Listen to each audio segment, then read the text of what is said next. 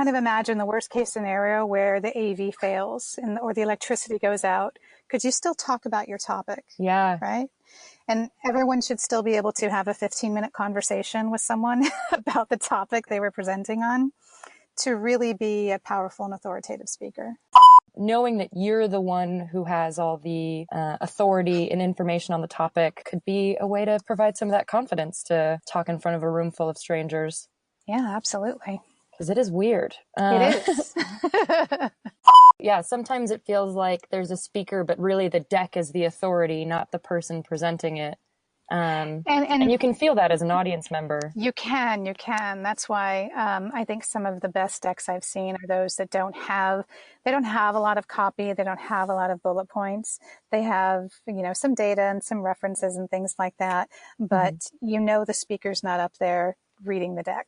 I think that the best thing a speaker can do is be prepared and really know what you're presenting. So there's a difference between knowing a topic and knowing your deck. In some organizations, I think the person doing the talk is not the person creating the deck. And that is really evident when you get to the stage. We ask for decks a number of weeks in advance, I think usually about 2 weeks out, which makes people crazy and they hate it. Because they're like, but what if the world changes next week and it's not in my deck?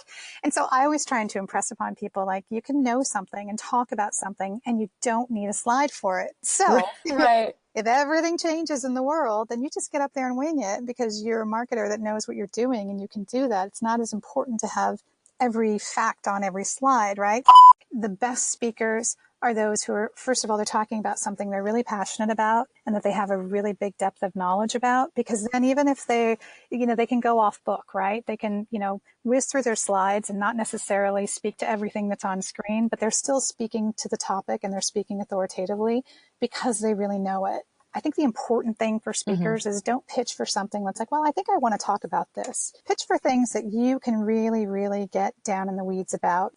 Yeah, maybe those are good prep tips for a speaker, to do a practice round of your talk without the deck, to feel that you actually know that topic and you feel like an authority. Yeah, I agree. That would be a fascinating challenge, I think, for most. Maybe we'll do that. maybe we'll do a panel like that. We're surprised. We're not going to use your decks. We got 15 minutes. Go. Tess, you're making it harder for the speakers. I can tell you what's remained more static, unfortunately, is the gender makeup of who pitches for our shows. Historically, and this is over a 10-year timeline, we only get about 30% of the people pitching for our shows are people we can identify by their name, because we don't ask gender when people pitch, if they're male or female. The 30-70 split, male to female, hasn't changed.